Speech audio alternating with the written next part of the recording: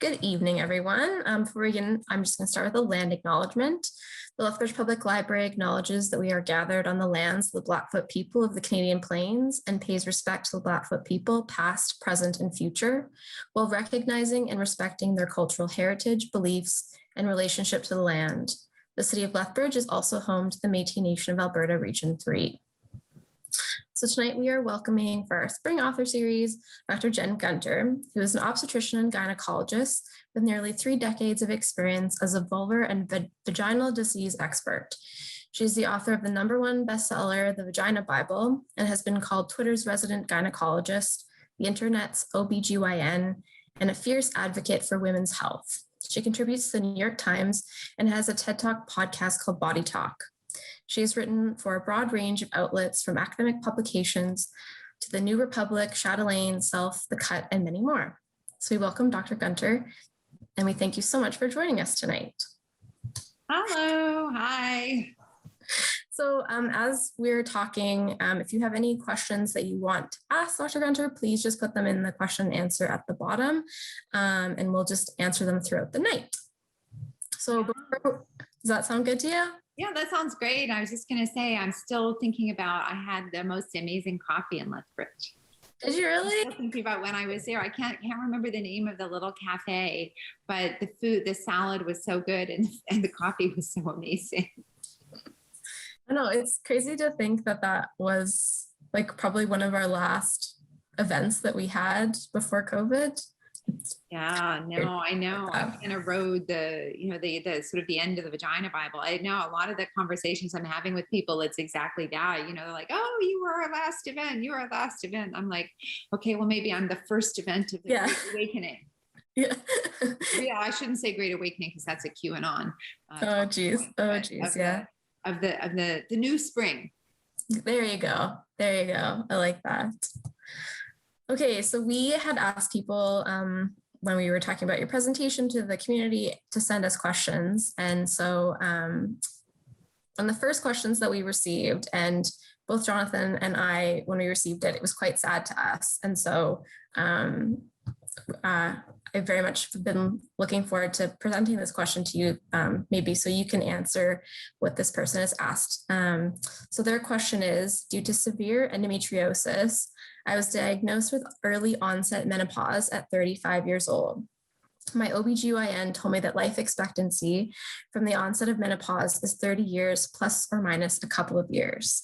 Is this true? I have been burdened by this information ever since. I'm 57 and now very scared. Oh, well, I'm sorry to hear that you've had that difficult path, but no, there is no magic formula for life expectancy based on age of menopause.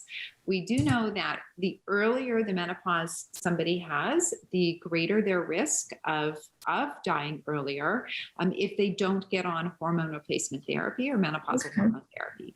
But if they're given the menopausal hormone therapy and they take it to the age of about 50, then you make up a lot of that shortfall. But there's so many other factors that go into longevity as well. So genetics, overall health, your cardiac risk factors, whether you exercise. So I would say that early menopause definitely does increase the risk of having a shortened life expectancy. That's why we recommend diagnosing it, and that's why we recommend offering people estrogen replacement.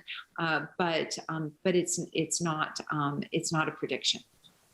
Okay. Well, I'm sure that hopefully provides some relief to the person who sent us that question.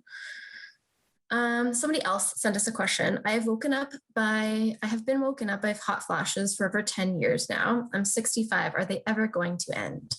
Yeah, so I just want to say that, that all the information about hot flashes is in the book. And I can't give people specific medical advice. I just think that's a really important thing to say. Hot flashes, typically the average duration is 7 years, but some people up to 12 certainly is described. Mhm. There's other things that can also cause hot flushes, and it's important to remember. So a lot of medications can contribute to that. And Mhm. as we age, we're more likely to be put on those medications that can be associated with hot flushes. Also, sleep apnea can cause hot flushes, especially at night. And so, I think it's important, and thyroid disease as well. So it is important to not just brush it off as menopause and make sure that, it isn't something else. Mhm. Yeah, that's good to know. So somebody sent us a question. As someone who advocates for reproductive health, what do you think the biggest obstacle is to receiving adequate treatment?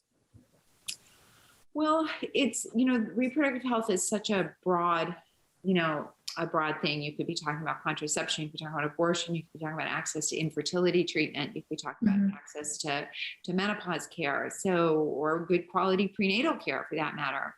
I think the most important thing is having a good knowledge. I think that when you know what's happening to your body, when you understand what the treatments that are available, then you can advocate for yourself. Then if you're not getting the right treatment, or if the treatment's not being offered to you, or when to seek care when there's a problem. So I would say sort of the thing that would help in every situation is knowledge. That's my cat crying in the background. Oh, no. Not sure. It's attention. So she's very sad, and she's upset at the dog too. So oh no. For some reason, I don't know why she's upset at the dog. She's a cat, so we don't know. Yeah. But I think it's so much harder though for women to advocate for themselves, because I definitely in my life have felt that way, that as a woman, I feel like it's harder to advocate for myself. I should just grin and bear it. Well, I think unfortunately that's in a lot of areas, right? Like I think many of us feel the same way when we're getting maybe the oil changed in our car, right? Or if there's a plumber coming to the house. I think that, the big answer is probably patriarchy, that one, we haven't been given the information, so it's harder to advocate. But two, women have been told that nice girls don't speak up, right? Nice girls are quiet, and women always want to be pleasers in general, right? I mean, that's why, you see, so many, we're told to smile in public if we don't, so there's all these other factors that I think that also come into play. And so having a knowledge disadvantage just makes that even worse, because you're not only fighting all of the sort of the way that we've been cultured maybe to behave, but you're also, maybe not 100% sure. And, when men aren't sure, they're confident. And when women aren't sure, they get quiet. I mean, that's obviously a gross generalization, but I think in general, right? Like men are often very confident, far beyond their expertise. Right. So exactly. have the term mansplaining if they weren't.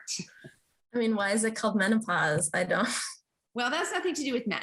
I know, but it's just interesting how that's in there, right? Yeah, well, actually, it's interesting. So menopause, which isn't a really actually great word for the experience, but it was named in the early 1800s by a French doctor. They didn't really specialize in OBGYN or whatever then, but a French doctor. And it's from the Greek menes, which is month, the monthlies. And pausi, which is Greek for cessation or stopping. So it started as menopause, and so in French, that must have sounded like menopause, and then menopause, they dropped an accent and changed a few letters. So so it's to do with month. Interesting. Yeah. That makes it sound so much better. Well, I like the older term climacteric, because that means phase of life. And actually in herbology or plants or whatever you call study plants, I feel bad, they don't know. Apparently the climacterics are also used to describe plants when they're full of fruit and when they're ripe. And so we're like aging, like fine wine. So Oh, nice. And phases of in the old sort of if you think about it in the older terms, climacteric also applied to men. So they had phases of life as well. So then it's sort of a less sort of like gendered term. And also too, in traditional Chinese medicine, they had phases of life. They were a little bit different for women versus men. Women had 7 phases and each were 7 years, and men had 8 phases and each were 8 years. And obviously numbers and everything belief systems played into play. But if we use climacteric, then it would certainly honor both Western and Eastern traditions. We'd get away from that name that, sounds like a pause that, but nobody expects their periods to start again. No. Yeah. No. Okay. Somebody was also wondering, what vitamins and supplements should women be taking? Right. So again, all in the book. So that's just something to think about. Okay. You really sort of so most supplements are garbage. So you should just know that in general. So, and most supplements that contain 2 or more ingredients, they're untested. Think of a supplement as an untested pharmaceutical. Now, there are some vitamins and minerals and single ingredients that can be useful for some people. So, but you have to think about these not as these are like making sure your gas tank is full. So, you don't benefit by taking more vitamins than you need. You want to take what you need. So if you're able to fill your gas tank with your diet, great. But if you're not able to get, for example, 1,200 milligrams of calcium a day in your diet, well, then you know what? Taking a calcium supplement to make up that shortfall, fill the gas tank is beneficial, but you don't want to overfill the gas tank. The vitamin D is also something that, we generally recommend for women ages 50 and over because our ability to make vitamin D decreases with age. And it's also dependent on the sunlight. And, if you're living in the North, there's half the year where your cover is, it's too cold, or you're inside, or it's too hot and you've got sunscreen on, right? So, and you're looking for air conditioning. So those are kind of the 2 basic ones. And then the rest, whether you should be taking omega-3s or vitamin B12 really depends on your diet. And so if you're a vegan, you need to take a vitamin B12 supplement because the only source of vitamin B12 is animal products. Now that's not menopause specific. That's just if you're vegan. And some people get their vitamin B12 from nutritional yeasts, which have vitamin added. And if you're someone who doesn't have any fatty fish in your diet, then an omega-3 supplement might be useful, something to talk with your doctor about. But apart from that, an iron, some people who are vegan also need iron because the iron in plant sources are harder to absorb than the iron in animal sources. So, you talk with your doctor and figure out, you can look up all the foods you eat online and sort of calculate, do you think you're getting enough iron or not? And then kind of go from there. So we've had a few people ask us when they should start kind of having the discussion with their doctor about, menopause or premenopausal symptoms and just when that conversation should start.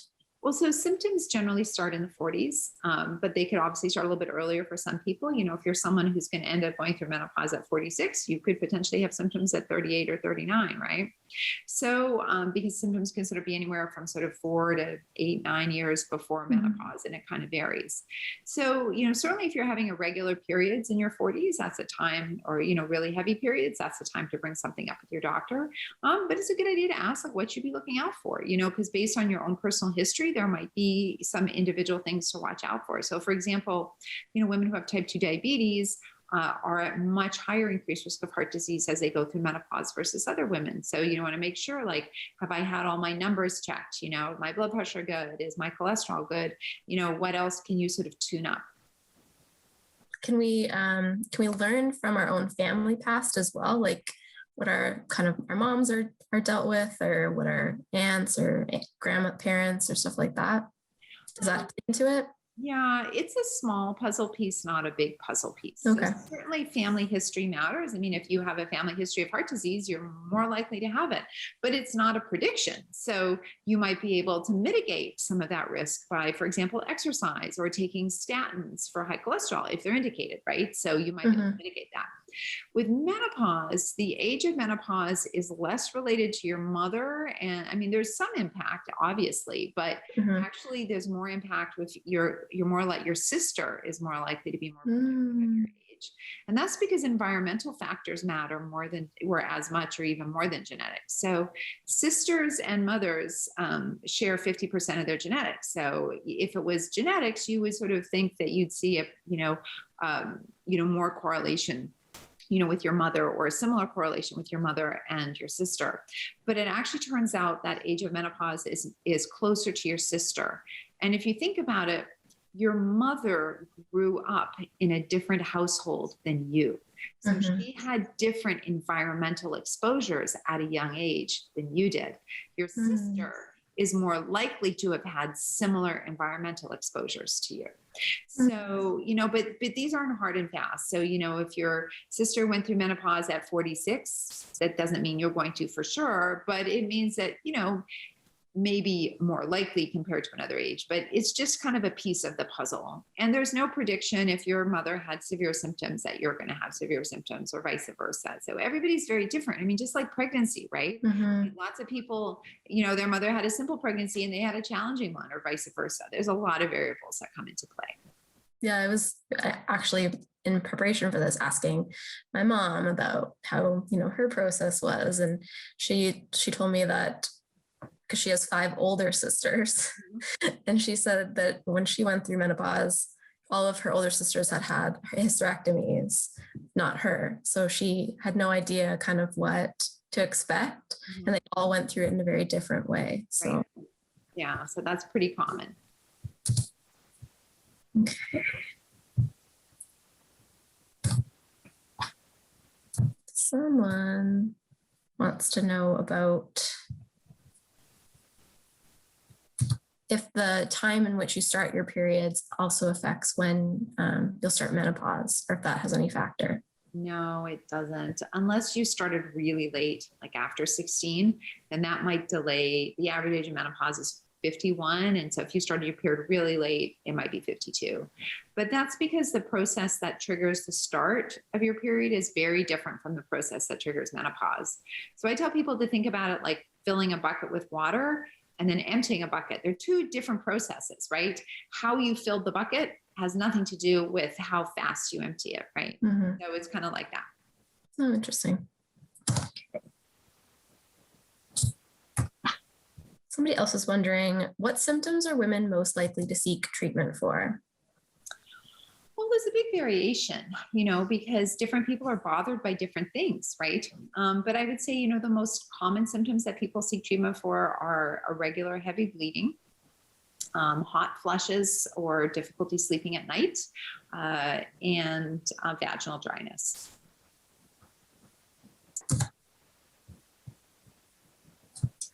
I was wondering if maybe you could talk a little bit about the menopausal hormone therapy that you do talk about in your book. Right. So again, that's something that sort of took 3 chapters in the book to go through. So it's kind of hard to give you, a decent summary here. What I can tell you, I can give you some basics. So the safest is transdermal, meaning medication that goes across your skin, but it can also be absorbed through the vagina as well. There's a special ring for it. The unsafest are compounded hormones, because we don't know how much hormone people are absorbing, and often there's other sort of designer hormones mixed in. So we do not recommend those. Menopausal hormone therapy can be used to treat hot flushes. It can be used to treat night sweats that are affecting sleep. It can help mild depression for some people, and it can prevent osteoporosis. If you're under the age of 60 and less than 10 years from your final menstrual period, then we don't think it increases your risk of heart disease. But if you're over the age of 60 or more than 10 years, then it does increase your risk of heart disease and also increases your risk of dementia. And so we don't recommend it for people that age. And like anything else, it's one of those things that, if you need it, you need it. And if you don't, you don't. Not everybody needs it.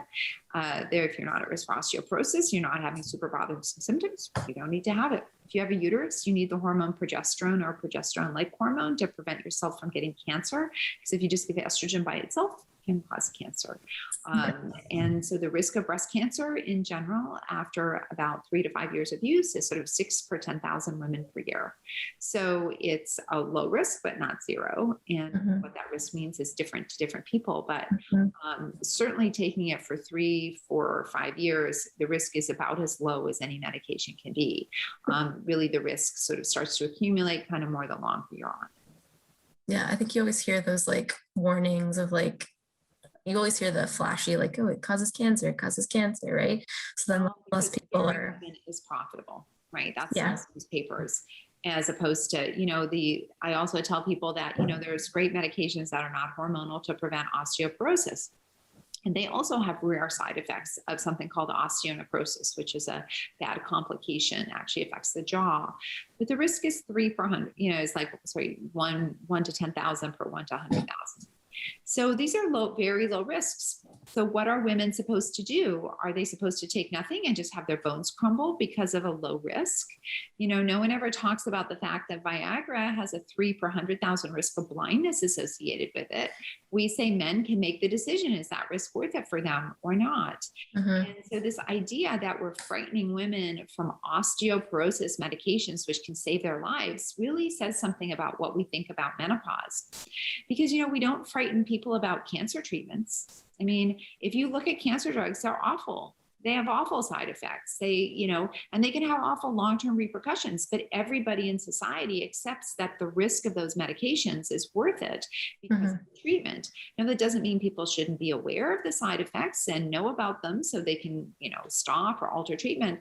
But the point is that people dismiss sort of menopause as worth treatment when the risks are really very, very low. They're not zero, but nothing has a zero risk, Yeah, exactly. Sort of in relation to that, someone kind of was wondering if you can build a loss of muscle mass after menopause by continuing your daily exercise. Yes, actually, exercise is one of the most protective things. And so we do lose muscle mass during the menopause transition. There's a bit of an accelerated loss of muscle mass, and then it slows down again. But we all lose muscle mass with aging, even athletes. And exercise can help blunt that, absolutely. I was also wondering if there is any relationship between menopause and anxiety. Yes, there's quite a bit of overlap. So first of all, hot flushes can make people feel anxious. In addition, we see an increased report of both depression and anxiety during the menopause transition. And we don't know if it's related to some of the overall sort of neurological changes that happen with menopause. It could also be due to lack of sleep, right, associated with hot flashes and things like that. And it could just be a fluke. This could be the time when you're developing your anxiety. And that's, you always have to kind of step back and take a look at all of those things. So yes, it's certainly possible. And especially, some people find because the symptoms of a hot flash are very much like anxiety, it can feel like a panic attack. You flush, your heart is racing. So they're definitely, people have to be careful to try to sort things out. But yeah, there does seem to be an increased link. Okay. So we also had a question, if a non-binary person chooses to take testosterone to change their body, does that affect menopause? We don't really have enough data on that to be able to answer that question. To have that, you have to have sort of 30 years of data. And so, we just don't have that to say.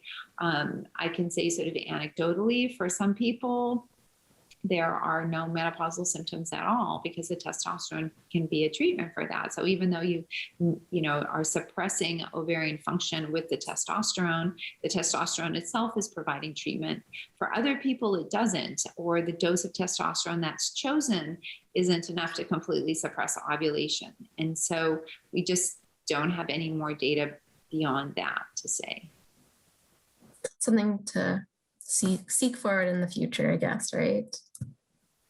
Yeah, I'd recommend anybody, who is, transitioning with hormones, that really, seeing somebody who is an expert in gender affirming care, because they'll have more information on it. Somebody else is also wondering, that they're still in their mid-40s and taking birth control. And so they're kind of wondering what that looks like when, for, being premenopausal or going into menopause, like how do you know that change, or how do you identify that change if you're still taking birth control? Yeah, so birth control in general suppresses most of the symptoms of menopause if you're taking a birth control pill with estrogen. And so when you should stop it depends on a lot of different factors. So it depends on how safe it is for you to be on birth control until you're, over the age of 50. If you have high blood pressure or other problems, it might not be safe for that. It also depends on on your risk of, why you're taking it. So are you taking it for contraception or not, right? So if you're taking it for contraception, what's your risk of pregnancy? Are you having sex once a month, once a week, once every 6 months, right? And how you would feel if you stopped it. And even though pregnancy rates are very low, if you're 47 or 48, it's not zero. And so again, that comes back to how much risk people can tolerate. How would you feel if you had an oops pregnancy? What would you do? And then it also depends on what other treatments you might be taking the birth control, or the reasons you might be taking the birth control pill for. So maybe you're taking it for your heavy periods. Well, unfortunately, they're probably going to continue to be heavy until you have your final period. So if somebody is very healthy and has no high blood pressure and is concerned about pregnancy and does not want to switch their birth control, then we generally think it's safe to take until the age of 55.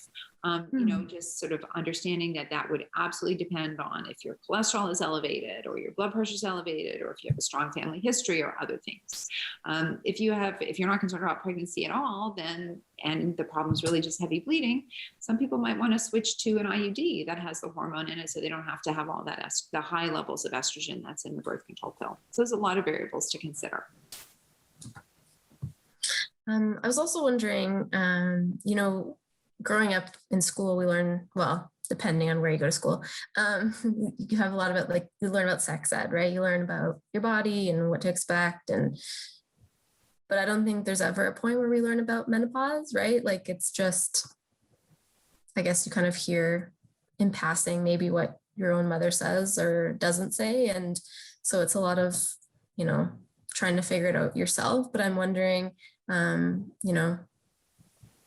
should it be more taught in school? Should it be something that, obviously now we have your book, but like just something that's brought out more in society so that it can be a better discussion or a greater discussion? Yeah, absolutely. I mean, I think that we do it. It's my cat trying to put that up. I think that we do a really bad job of, any kind of reproductive biology. And, we should be teaching about reproductive biology in the way that we're not just teaching about, all the way it's taught currently, or the majority of the way it's framed around purity culture and pregnancy prevention, as opposed to about why you have periods, what's going on with your body, what happens at both ends of the life cycle, where it's not life cycle at the other end, but both ends of the reproductive cycle.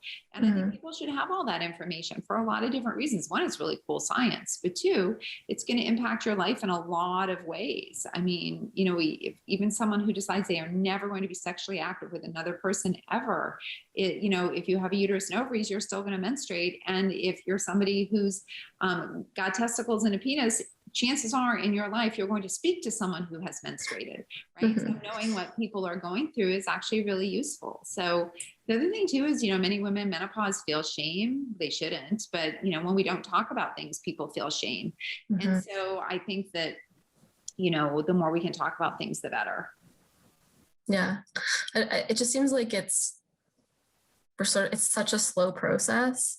Like I think back to when I started my period, and even now, like it just seems like such a taboo thing to say. Like you don't tell people about stuff like that. You don't talk to people about stuff like that. And I don't really understand why. Well, I mean, sure. Like how many women walk to the bathroom holding their tampon out, as opposed to how many people tuck it away in your pocket. Yeah. Like it's not shameful that you need to use a tampon for your period. I mean, you're bleeding. Why shouldn't you use a tampon or a pad or whatever you want to use, or menstrual cup, right? So I think it's all related to that. It's just related to shame about women's bodies, and women's bodies being treated by the patriarchy as being lesser. Yeah. I just always think like, what will it take eventually to get, I hear, like when my mom grew up, women had to like put their pads in like brown paper bags so nobody saw them. And, it's kind of migrated slightly. It still is in your pocket. Like it just seems like it's like this slow trajectory of going anywhere. And it's kind of until we have, female leaders across the board, it's going to be I think if you look in places like Scotland, where they have a female leader that, for example, they have menstrual products available in all the schools. I think that having them available in all, I think one thing that every single person watching can do is you can make sure in your bathroom that you have menstrual products available in a little basket. Just put them out. The bathroom that your guests might use, with some pads or tampons or, whatever, just put them there. One, then it normalizes it. But two, you never know when someone's coming to your house who is, didn't bring their products with them, or maybe they suffer from, menstrual poverty and they can't afford, or, you just never know. And so every single person could put that in their bathroom.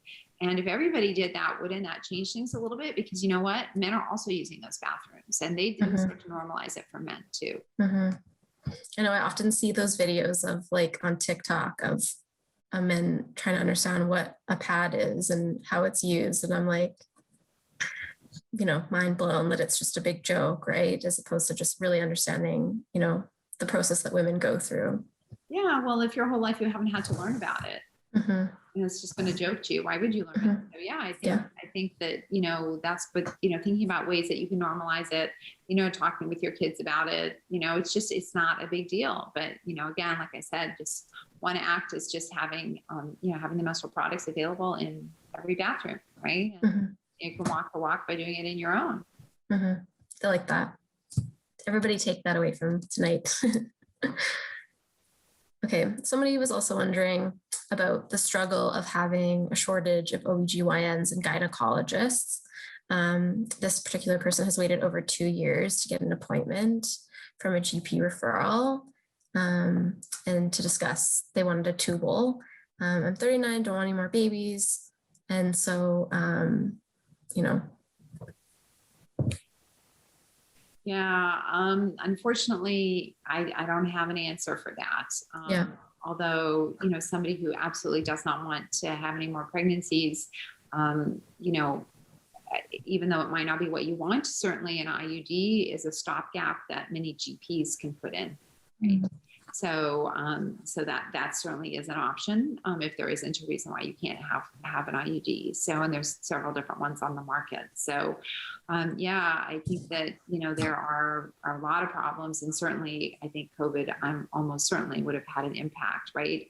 All of sort of non-emergent surgeries were canceled, for months at a time. And so, unfortunately, many OBGYNs have just a very limited operating time. They're given, maybe 1 day a week, or sometimes even half a day a week. And a half day a week, that's 2 hysterectomies or, 5 tubal ligations. And if you have this big list of patients, there's just no way you can get through them. So I think some of it is also how the medical system, and when I say the medical system, I mean hospital administration and, the political parties look at women's health versus other things. And I mean, why should it be easier for an orthopedic surgeon to get arthroscopy done for sports injuries or tubal ligation, right? So, and I don't know, maybe it's not easier. Maybe they have the same weights. I don't know. But that would be something to, ask your MLA about and say, these are concerns to bring up to your MLA and to push and to start grassroots movements and to say that, this is unacceptable, or, why are we having this weight? Like, what's the root cause? Is it, I don't know if it's not enough doctors or not enough OR time. Because you need to know which one it is to be able to solve the problem. Or is it the fact that people aren't being offered IUDs? If you're never told that that's an option that a GP can put in, and you think that's the only thing. So I think that there's several different things and different avenues to approach it. Someone was just wondering, not sure if you've already answered this, but what can be done regarding vaginal dryness? I'm 49 and noticing itching, dryness, but my periods are still very normal. Yeah. So, there are a couple of things that can cause vaginal dryness. So, it certainly could be, drop in hormone levels related to menopause. And if that's the case, vaginal estrogen can be used. But also there's great over-the-counter moisturizers, and I have them listed in the book. There's some with hyaluronic acid, some with silicone, and some with water-based. The other thing though, too, is another thing that can cause dryness is a yeast infection. And so, I just want to make sure it's not something else too. But if you're you're 49, it would be very reasonable to say, oh, well, let me try an over-the-counter moisturizer and see how that helps. And then if it does, great. And if not, then, but that's something to try, while you're waiting to see your doctor. Somebody's wondering, I'm 65 and been on hormone therapy for many years. How do I know I need to remain on it, or if it's dangerous to remain on it? Yeah, I can't answer that question. That really requires you talking with your doctor and understanding why you started it.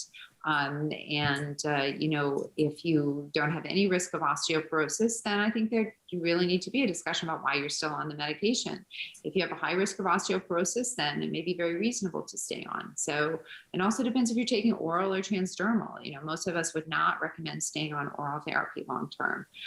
So a lot of factors to consider there.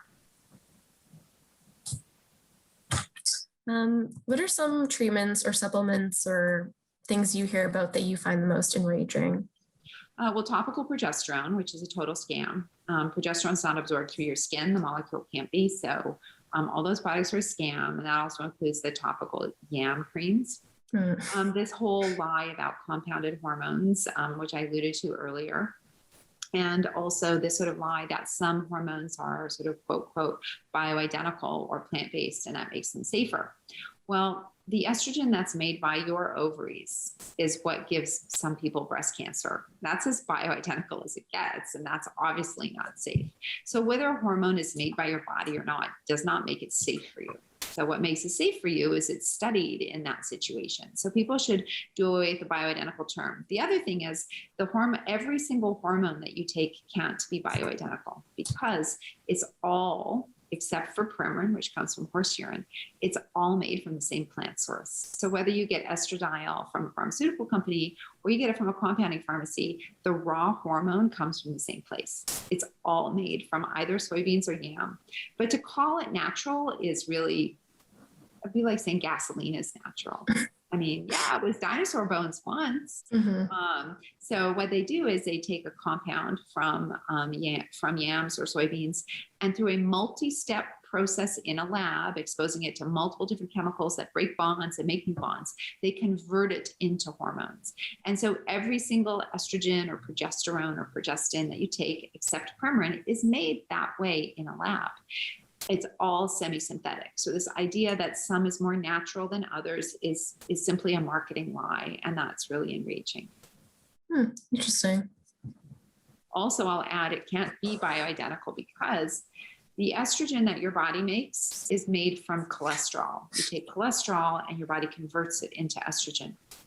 The way it's made in the lab, it's not made from cholesterol. It's made from a different compound. And it's, so you're making it from a different compound, but you're also making it from one source. Okay. And all the cholesterol that you get in your food comes from different sources. It comes from dairy, it comes from meat, it comes from different plants. And so all of your hormone has some very, very, very slight differences because of that. Now, those don't mean anything. It's like the difference between a key made by one lock company and another, but you can't say that they're identical because they're not, because they have different printing on the key. And that's the difference. So there's no hormone that you can buy from a lab that is truly bioidentical. Interesting. Somebody else was wondering, how many people go through menopause with minimal to no symptoms versus those who really do suffer? Well, about 25% of people really have no hot flushes or very minimal hot flushes. So that's like not insignificant, right? And a lot of people, the symptoms are temporary. They go on for a couple of years and then they go away. And people have different tolerance levels as to what bothers them, right? So, you might be more bothered by a symptom if you're worried that it's something serious versus getting information and then not. So lots of people don't have problems. Some people only have awful bleeding and then they don't have any other issues, right? And some people have bigger problems with hot flushes. Maybe some people who were lighter sleepers to begin with have more sleep disturbance. You just kind of have to, it's very individual. But for most people, the rockiest time is the menopause transition, and then things kind of settle out afterwards.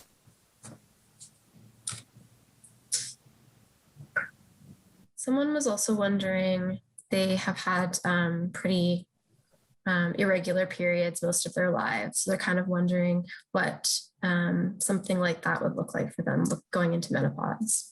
Yeah, so menstrual changes for people that have irregular periods with menopause actually been understudied. So I don't have a lot of data to tell you, but there may be a change for you, and you just sort of use your own body as a comparison guide.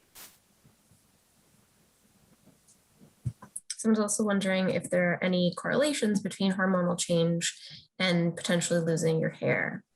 Well, there is some hair loss that can happen during menopause, but giving estrogen doesn't reverse it. It's kind of a complex thing that we don't really understand. So if you're having any hair loss, the person to see is a dermatologist, not a gynecologist. Oh, that's interesting.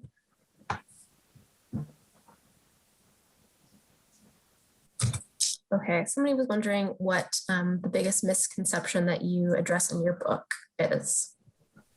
Well, I think one of the biggest ones is that symptoms start before the last menstrual period. So a lot of people kind of are under the idea that symptoms start after your final period, after menopause, but actually they can start before for lots of people. So, and so then a lot of people end up not getting treated, or they go to their doctor and their doctor says, well, that can't be menopause because you're not in menopause yet, but you can have symptoms before. So I think that's probably the biggest one.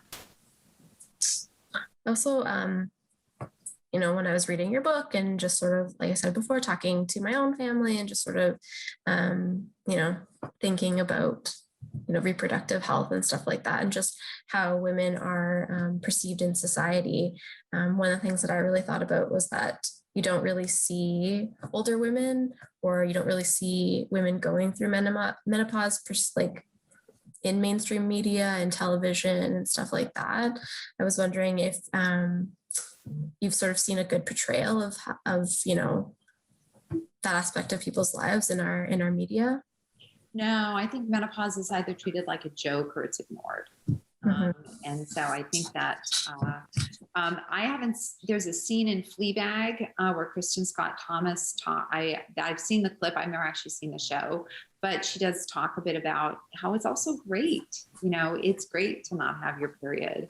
And you do kind of have a clarity after menopause. A lot of the brain changes are actually, we believe they're sort of basically your brain making space. So a lot of the wiring in your brain exists for reproduction. There's all these connections that are linked with temperature control and this and that. And a lot of the changes in menopause are actually kind of pruning of pathways that you don't need anymore. It's sweeping out. Kind of when you're like reorganizing your house, it's a bit of a disaster first. And then once it's reorganized, sometimes it gets messier before it gets cleaner. That's a little bit of like what's happening sometimes for some people's brains. And that's why some people have a little bit of a brain fog. But afterwards, basically your brain's freed up a lot of memory space. And so, for using like a computer term. So menopause is, it's not universally awful. And afterwards, it's not a death sentence. And it would be really nice if we could see, more women just having sort of realistic, menopauses. I mean, one thing I'm really excited about this weekend is the Fast and Furious 9 is coming out, and Helen Mirren is in it. And she's like, shooting guns and being a badass. And we need to see more like women, like obviously it's the things that men do in those movies are ridiculous. People can't jump from buildings and drive cars out of airplanes. It's all fantasy. So why can't that fantasy extend to women who are 50, 60, and 70? I mean, if Harrison Ford can revamp Indiana Jones in his 70s, then Helen Mirren can be a badass, action star. Yeah, I always think like I tend to enjoy British movies more because they actually portray women as their age, as opposed to like more Hollywood stuff that it's all. Yeah. So someone had a really interesting Twitter thread on that the other day, and it's something I've sort of meant to look into. That British people in British shows are attractive, but they're not stunning. I mean, like they're not stunning, not in the way people from Hollywood are. They're not smooth. Their teeth haven't all been perfectly capped. They're not blinding white. They're a little messy, and their clothes fit them like clothes fit real people. Right? That sometimes it's a little tight in one spot, or something. They look like people do. Mhm. And I mean, unless they're playing somebody who's super wealthy, and even then they usually look like a regular person, but just in a Yep. expensive suit, right? Yep. So yeah, I think that's a really valid point, that we are so, we hold ourselves accountable, or we judge ourselves based on what we see reflected around us, but we shouldn't. That's a fantasy. Mhm. So I think that's something, people should think about when you're spending your dollars on things. Do you want to see, whatever, some Netflix show where everybody's all, pruned and perfect, or Mhm. or do you want to watch Fleabag, where Mhm. maybe look more realistic? I don't know. We all Yeah. make choices, and sometimes we want to escape, and that's great. But I do think it's an important thing to point out that that people are more, I would say, realistically beautiful in Mhm. British shows, Yeah. as opposed to just like, you're stunning, Yeah. in Hollywood in general. Yeah. No, I think it's really important. I think, we, for everything that we do, and, even talking about going into menopause, right? Like, to see it portrayed as realistic, and to see, somebody who looks like you, or to see or hear about, their life changes being, what you are kind of going through as well. It's really important, right? Like, I always think back to when I started my period. Like, I don't remember any of my friends talking, but I don't remember seeing it in TV or movies or anything, right? It was just Judy Blume. Yeah, that was pretty much it. The one book, that was it. But, I also think too, it's, there's so many things, the way how we see women portrayed specifically in the media has such a negative effect. I mean, when I was growing up was sort of the huge era of the supermodel. There were these women, 5'10", 5'11", they're my height, who were a size 0, right? Or size 2. Mm-hmm. I mean, they were like 50 or 60 pounds lighter than me. I mean, maybe not 60, but 35 or 40 pounds lighter. And I mean, I couldn't have lost, like, if I lost 40 pounds, I would have been ill, So, and that was the beauty standard everywhere, right? Yeah. And you have to understand that, that the beauty standard that we're told we should look like is what, some type of male patriarchal beauty standard. I mean, that's why, this whole, I don't know if any of you read about how Victoria's Secret's trying to rebrand, trying to have, because what Victoria's Secret was selling before was a fantasy of what men thought women should look like, not what women thought women should look like. Yeah. Right? In very uncomfortable products. Yeah, so we'll see if they're able to make the shift or not. Yeah. It's certainly a daring move, but yeah, it's really hard. This is a company that for years sold a very narrow male fantasy as what women should aspire to. Yeah. Kind of going on that, we do have a number of men who are in attendance. I was wondering if maybe you could offer, how they could best support the women in their lives.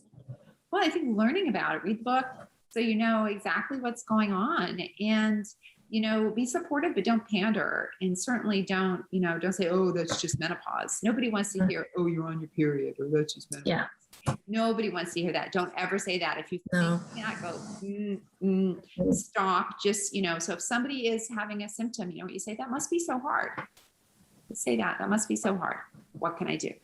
Yeah. Well, sometimes even that must just be so hard. Sometimes people just want to offload. Sometimes they don't want you to be a problem solver. If they do, they'll let you know.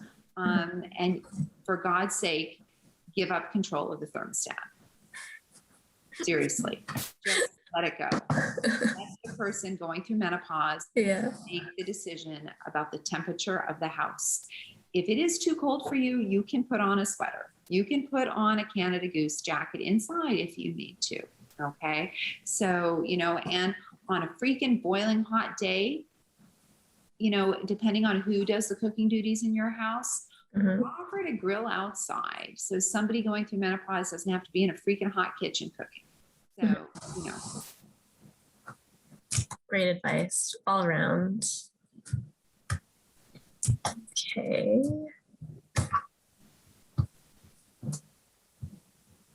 What is the next one?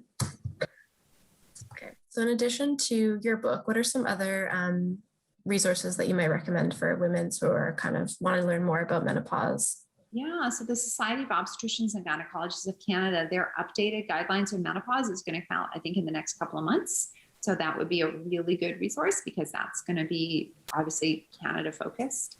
And the North American Menopause Society has really good information as well.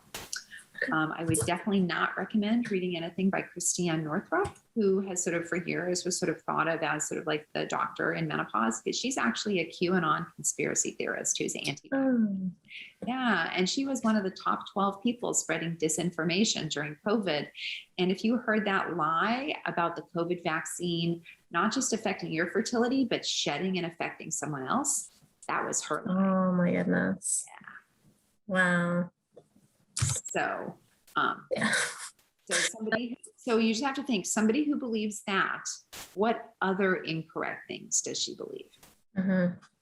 And I believe you should be calling people like that out because, you know, she held anti-mask rallies. She was, you know, just awful. And she had over 100,000 followers on Instagram before she got banned. Like, Oh, wow. you know, like that's just, how are you even doing that as a physician? I know there are a lot of awful anti-vaccine doctors out there, but yeah, I mean, it's awful. So. Yeah. I mean, it's hard. It's hard to disseminate information enough, right? Yeah. So to have someone who's kind of an expert and then you can't even, you know, trust the information anymore, that makes it much harder especially for something like that where there isn't that much information. Somebody was wondering if you could talk about perimenopause. Yeah, so perimenopause is just the menopause transition, which is the time leading up to it. It's the same thing as premenopause, really. And so that's the time when people may have some symptoms. That's when the hormones are kind of all over the place. You should think about perimenopause or premenopause or the menopause transition sort of as puberty in reverse.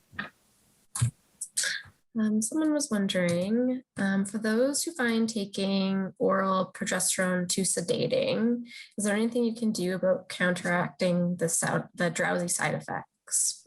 It's taking it at night.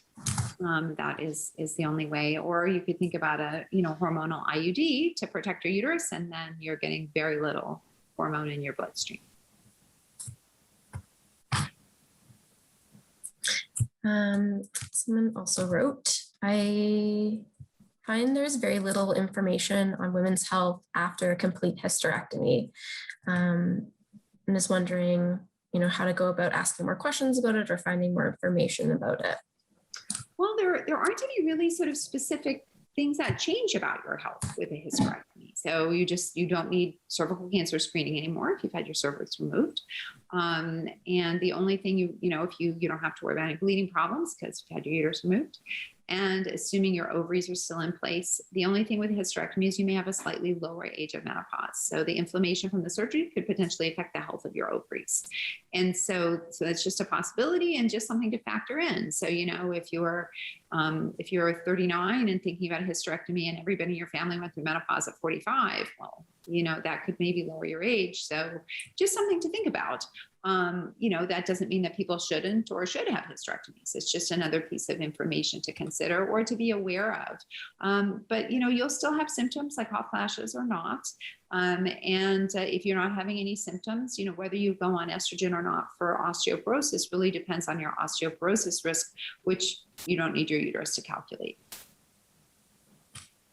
There's also a question about if having PMS, when you have your periods, if that affects any sort of menopausal symptoms.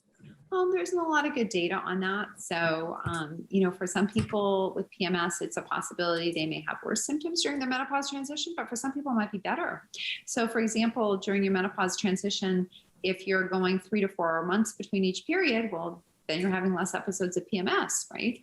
Mm-hmm. But for some people, the greater hormone swings could have a bigger impact. So it just depends person to person.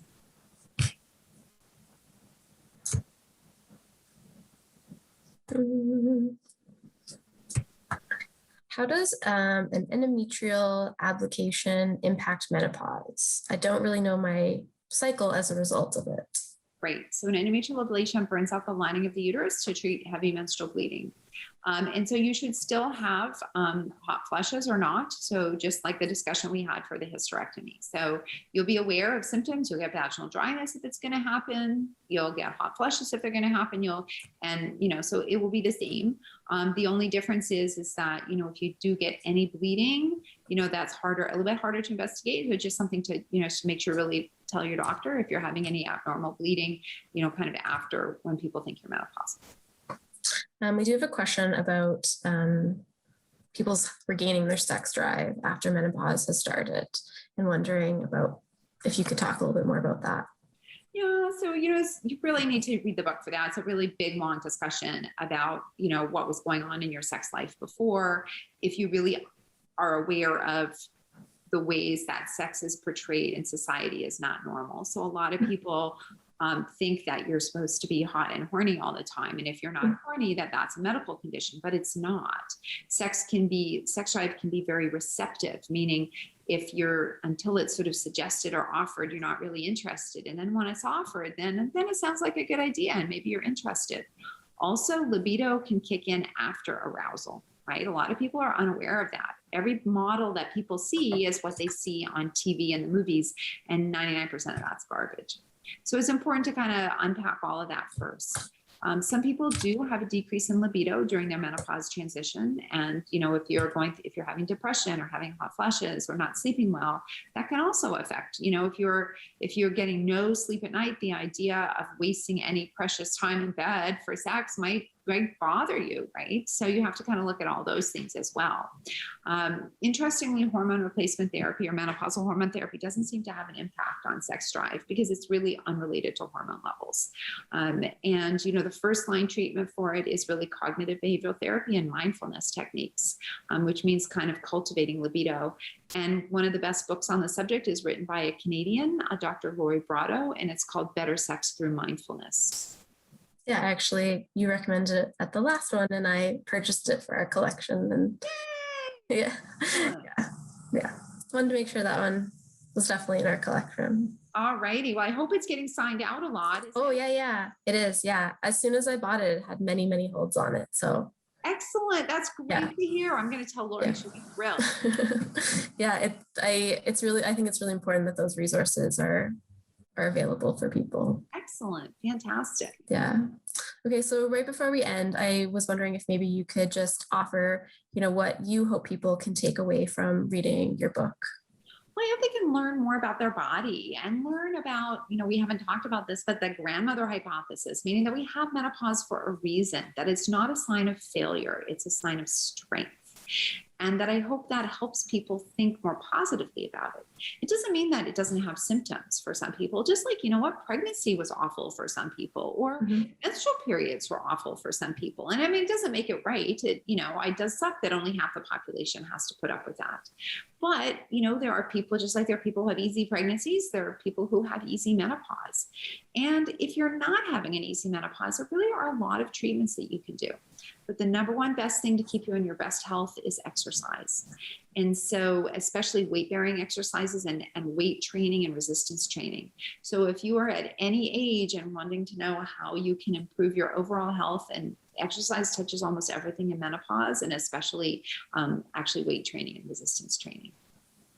Well, thank you so much for speaking to us today. I really appreciate it. Oh, my pleasure. Thank you, everybody. Thank you for coming, and stay cool in the heat wave that's coming. And if any of you are menopausal and a heat wave is coming and you have partners, tell your partner they're on dinner duty the whole time. Tell them I said that. Yeah. Thanks again. Have a great night. Bye-bye.